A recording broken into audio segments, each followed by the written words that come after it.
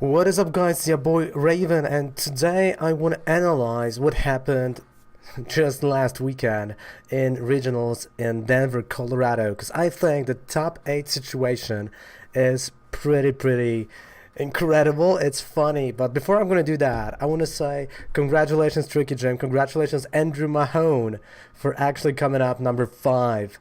And I know there was another streamer that came up ninth. That's what I've heard. I'm not that sure, but Andrew, congratulations, my friend. Congrats on coming back to the top, coming as top 5 competitor in that regionals. But let's just go, and first things first, you're gonna have like it here. So here it's gonna be like an open window, and we're gonna analyze the deck. So I'm gonna talk about everything. So I'm not changing the camera. It's gonna be a big camera, but we're gonna do it here, right? So right over here, that's where I have a hand.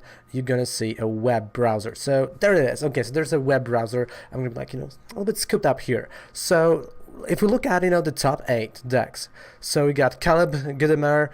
I'm sorry for butchering names. Hal Obernoit, Ronald Gonzalez, Nick Stewart, Andrew Mahone, Zachary Kreckler, Adler Pierce, and Liam Allen.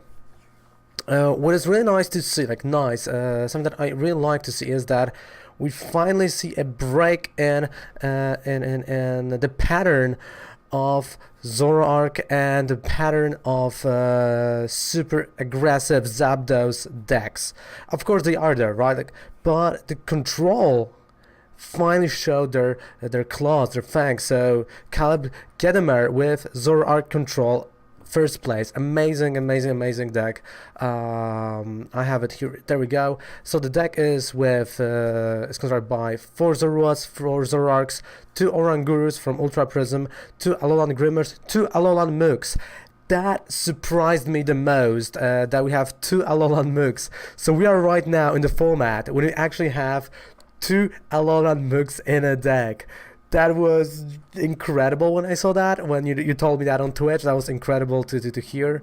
And it's super funny that right now, from having almost none Alolan Mook, then we're going into 2 Alolan Mooks, which is pretty incredible to see, right? We had the same thing with Tapu Lele happen, right? First we had a 1, then the decks have more Tapu Leles. Speaking of, we had 2 Tapu Leles GX in this deck, 1 Ditto and 1 Girafarig, which kind of surprised me as well.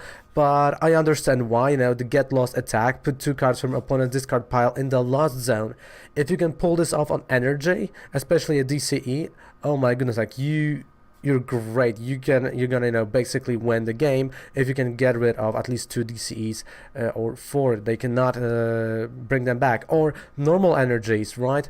If they're running like 5, maybe 6 energy. So great card, great thing. We're probably gonna analyze, and we're gonna play the deck as the week goes on YouTube. We're gonna have full deck tech and deck analysis, but let's just jump right in. And we got a trainer section. The trainer section is what makes this deck even better than the 4 Zoroarks that are for consistency, which is 4 Lilies, 2 Judges, 2 Guzmas, 2 Acerolas, 4 Nesball, 4 Ultra Balls. So you can see where the consistency comes. We got cards that we need. We have all the Pokemons we need when we need them, right? Plus, the Zoroark GX trade ability. 3 Pokemon communication for even bigger consistency. 2 mysterious treasures. Again, consistency. This is a deck that basically draws the card they need the moment they need. There's nothing else to that. 2 enhanced Amos only, so to get rid of those DCs, those special energies that your opponent have. 1 Stretcher, 1 Pulpet, 1 Field Blower, 1 Switch, 1 Bodybuilding Dumbbells, Lavender Town, which is an interesting thing to say, that you know what your opponent has in their hand, and 1 Champions Festival. That's kind of odd, but let it be it. That's the list that is on Limitless. Next to the winner's name. So that's his list. I think it might be a mistake, or actually he played it. That's once during each opponent's turn, if that player has 6 Pokemon in play, he or she may heal 10 damage. That's what we have to check out. Probably it is correct. And then we have 4 DCE. So again, pretty darn interesting deck that was number one. But what's more surprising is, even though we had, first deck, like came out first, control deck, second deck is also a control deck. We got the Regijazz Hoopa deck with Shackle. Oh my goodness, what is happening? Like, I cannot, and I literally cannot believe that we have two control decks, top two decks, control decks, especially that, prior to the whole event, we had on PokeBeach an article that said like, oh yeah, this is a tier 1, tier 2, tier 3, and basically this whole tournament looked at those tiers and went like, no, I don't agree, and I also disagreed with those tiers, and that's what we happened. Regijazz control right over here with an amazing deck, amazing finish. We got 3 Regijazz, 3 Hoopas, 2 Shackles, of course, Magikarp, Wailord Tag Team GX, Lugia, Girafarig. Again, like you can see the patterns right with Girafarig as being, that in those decks. Unown Hand, because in the Regijazz you really want to play Unown version with Hand. As we play, like, on YouTube channel, we have also a deck with Sylveon and Vileplume, also a nice usage of Hand, and Larvitar as the last card, a great card. But what makes, again, you can see, how much energy both top decks have, which is 4. The only difference is that one is playing 4 DCE and the second one is playing 2 Metal, 2 DCE. Wow, just wow. But at the same time, they have ways to get the cards they need when they need it. So we have, for example, 4 Steven's Resolve. Right away, you get the 4 cards. Even though your turn is ending, you get the cards you need. Bill's Analysis. 3 Lucamites, Flurry, Plumerias. So we got something that brings back supporters and something that discards energy. We got 2 Acerolas, 2 Tate and Liza. Again, the card I always add to my deck, guys, you know me, the card I always mention is a great card. It's a great situational card because of the choosing thing you can have. You can either switch or shuffle your deck.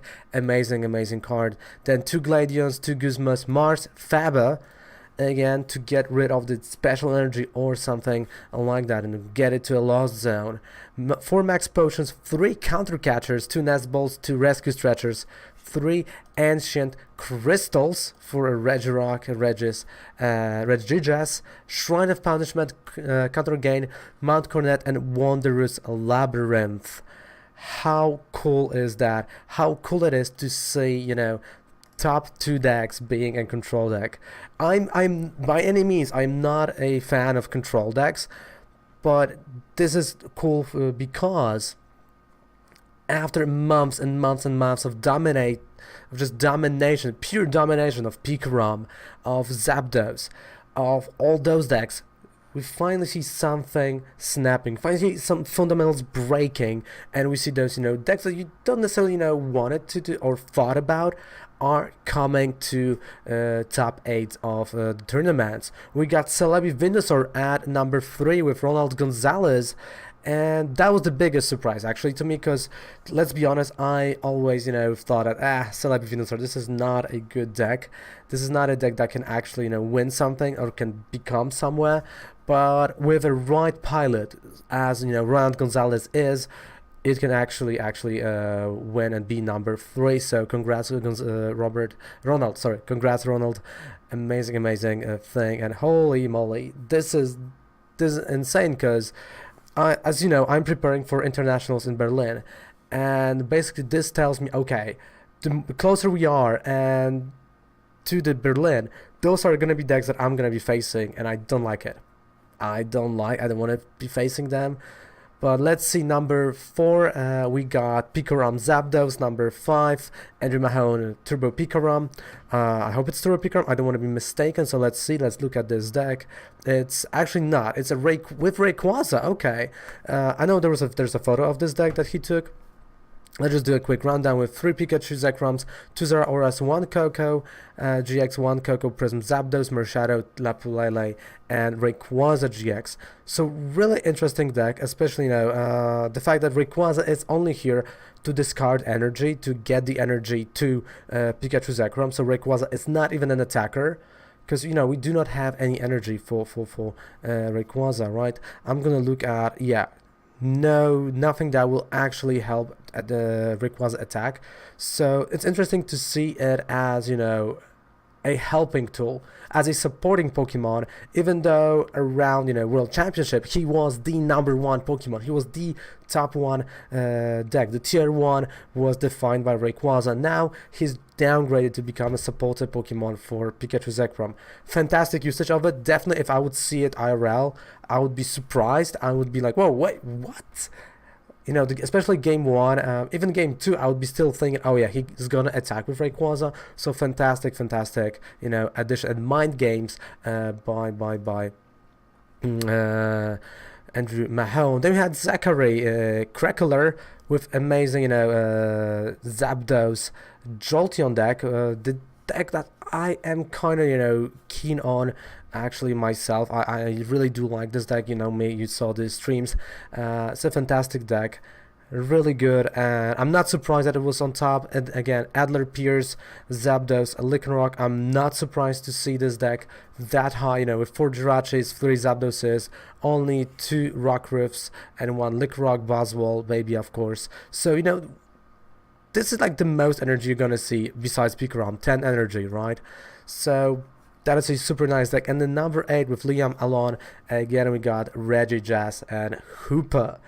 Who would have thought? Who would have thought that, after what we saw in February, because March was, expanded, so what we've seen in February, at the end of February, when the team up was illegal, right, internationals, Oceania internationals, right, we've seen the rise of those Zoroark decks, we've seen the rise of those Lucario, with Zoroark, Lucario, Zapdos, Pikachu. You could have seen, Sylveon, Vileplume somewhere, you could have seen like one Reggie-Jazz somewhere, and now I would like to see the full, 64 list. I know that it's floating around, but the top 8, that's what matters. And a lot of people ask me like, hey, okay, but what about other decks? I know that there was a Blasphalon deck, there was something, but this clearly tells you that the meta is changing. We are a month away from the new set. 2 months, no, roughly a month and a half, until the new set is going to be legal, which is Unbroken Bonds. And the meta is shifting, the meta is slowly changing. And you remember, right before Lost Thunder hit, we were kind of in the same situation, and right before Team Up, again, I don't know if you noticed this pattern, but always, like, month prior to the set release, control decks are really taking over.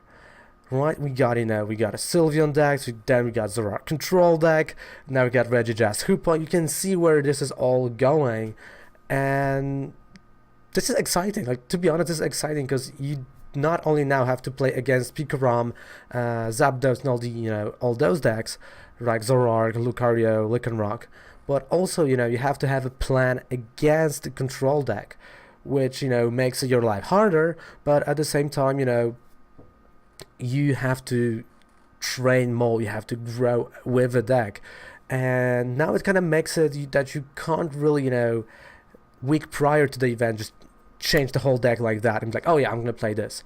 You really have to deck test against those decks like 2 weeks prior to the event. You have to have all the scenarios ready, and this is amazing, this is incredible that something like that is happening. Let's close the web. So what do you think, guys, about the Denver, Colorado originals? I think they were amazing. I think they were finally exciting after months of only seeing Zapdos and Zoroark. We finally see again, I know control decks are boring to watch, I know, but at least we have something new. At least we have something that is really nice and cool, and I'm more curious what is going to happen, what I'm going to see in Berlin. I think, to be quite honest, if I would have to guess, I'm going to see a lot of control. But at the same time, Europe and United States, well, they're not always go together, as we saw, as of years prior and events prior. So I think we're going to see a lot of weird decks. I think in Europe we're going to see a lot of more Gardevoir, to be quite honest.